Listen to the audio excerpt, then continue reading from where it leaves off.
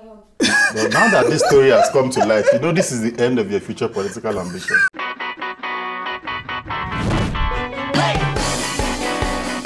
Hi, my name is Wana Udobang. I am a journalist, a poet, and a documentary filmmaker. Hi, my name is Akin Adesoji. I'm an MC, TV presenter, actor, producer as well. Okay, so my parents didn't like giving their kids money, and then, you know, as a result, you go to school and all your friends are buying sweets, they're buying biscuits and ice lolly. And you now come and be looking. So you have to find another way to get the money now. It might mean, you know, choking your hand inside somebody's mommy's purse and taking the money out without them knowing. You know what I mean? So, but the thing was that even in my sticky fingers phase, that's what we're calling it now. I mean, that's what it was. Okay. Even in my little stretch, you know, with my sticky fingers. Let's call it what it is. My sticky fingers. I was actually very planned with it, so I would want to like just take enough money to last me the week, so I don't have to be taking every time. Right. So that was how one day I went to, you know, on the street next to mine. There was this, you know, those Nigerian apples. Yes, they're apples. They're apples. We call it Nigerian apple. Maybe they're tropical apples. I don't know. Anyway, so there was this house where you have to go and pluck apple. No, chill now. Did you get permission? No, it was there was an old lady's house, but then we always pluck apples there. Without that permission. She will come and chase away, but still. Now you're getting honest. Anyway, so I decided to go pluck apples, and there was a girl that used to sell bread. So she would do the climbing, then I will help her pack the apples and stuff. And so that was how she gave me her money to hold. You. Okay. She gave me what it was literally 100 naira. It was 250 naira, I think, 250 naira notes. And so I then kept it in like my shorts, the waistband of my shorts. So by the time we finished plucking the apples and everything, and it was time for her to go, I now gave her 50 naira back. And she was like, no, she gave me 100. I was like, no, that is only 50 naira that you gave me. She was like, no, that she gave me 100. So then, of course, people in the house came. They were like, where is this money? Wherever we were looking for the money. Then by the time, like, battalion of people started coming, I now felt guilty. I now let the other 50 naira slip down from my shorts to the floor. And so, clearly, one auntie was looking at me when the money fell. So imagine the disgrace that followed. Jesus. Do you know that for 1 year, I couldn't pass that street? Because you were that girl? I was that girl. So I literally I would have to, in fact, it was so bad, I would go to my friend's house. I had to climb one fence to get to my friend's house and then go to, you know, those barbed wire gates that's ahead that you will now cut it, you will now be stretching it to go through for 1 year. I've only heard about That's how much shame took over my life after that. So if I just stayed in my house that day, I did not go and pluck apple. I would have not become the estate kleptomaniac. Well, now that this story has come to light, you know this is the end of your future political ambition. It's over.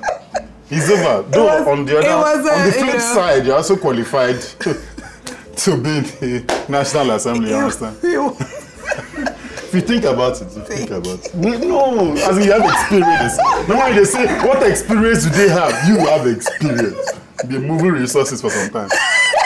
It's okay. Okay, so all the kids in my house went to federal government colleges. I went to the Tush one. That doesn't have FGC, but it's still a federal government college. King's College. King's College. Oh, God. So, first 3 years boarding house, last 3 years day students, because one senior was after my life. I left the boarding house for him. Take it, it's yours. So, day students, and I would come home almost every weekday, get home, maybe do homework, most likely not, and go and play football. On the grass? No. On the road. On another road far away? No. On the road that leads to my house. That my parents will pass on their way back from work. So my mom used to always go, you are a kissy boy. Can you be playing football on the road with this? She would leave out the words, you know. I was like, boy, it's fun.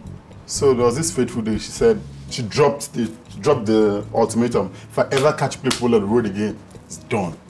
You'll be punished beyond your wildest dreams. So I finally went to another street to play the football so that she would not see me.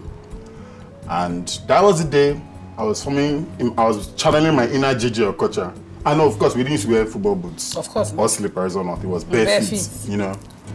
I was channeling my inner... Boy. Shh. I've exposed myself. You can't shame me. All right, I was channeling my inner JJ Okocha. So I done the perfect dribble. You know that one like you do that? All the people waiting for set to shout, hey! I done it. I put the ball back. The guy went vroom. Everybody shouted at me. I was taking in the glory. One other defender came, kicked my leg from the back. My big toe was like this on the asphalt when it happened. Whoa. So when he kicked it, the nail just came out. Boom! And I look at my leg. I had an out-of-body experience. Like, no, it's not my own. Because there was no pain. Well, the nail just up. No, it just came forward. And then there was one red line that was now growing. The red line was growing, then it was now flowing. But there was no pain. I was confused. I was like, it's my leg? It's not my leg. It can't be my leg. It's somebody else's leg. Then the pain came. Then it became my leg. Let's just say, that was the end of my football career. Because for 12 months, I could barely wear shoes. Talk less of play football. And somehow I didn't go to the hospital. I don't know how. I didn't go. I think I hid it for some time from my folks. But they eventually found out. So if I just obeyed my mother, after they gave me an ultimatum, don't play ball, you know, I would have beautiful, I could be a foot model by now. Because the told me to go back, but much. Shh, what do you mean? Are you my God? Do you know my destiny? So I had to go and borrow a car to go and impress girl. I asked girl out on date, girl said yes. So I borrowed the car, nice red sports car, because this my friend, his father sells cars still now. So red sports car, ha! If you know Unilag, you know more me ho. So I drove up, boom, looking sharp, in a borrowed suit, with borrowed car. Went to get Babe. Babe came out, fine dress, open door like gentleman. Babe entered, started the car, and the car laughed at me.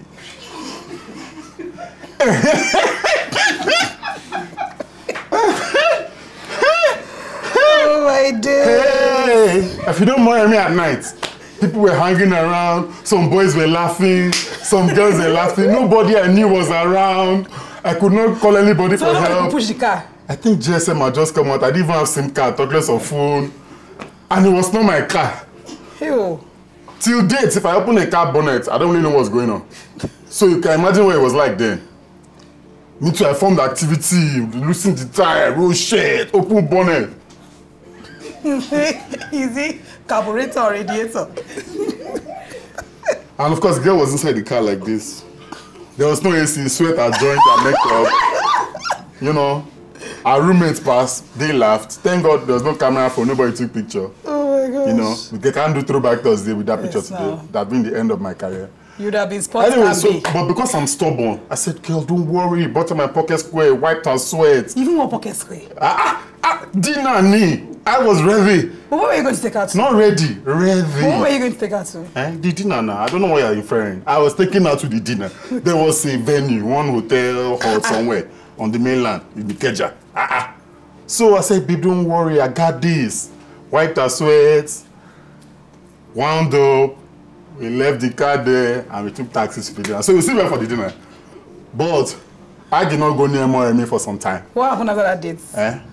That's the end. I embarrassed her life. She was just because she has home training that she still followed me for that dinner. Because of home training. If not, she was supposed to enter the hall bar, but our roommates were waiting laughing, so she could not enter the hall bar.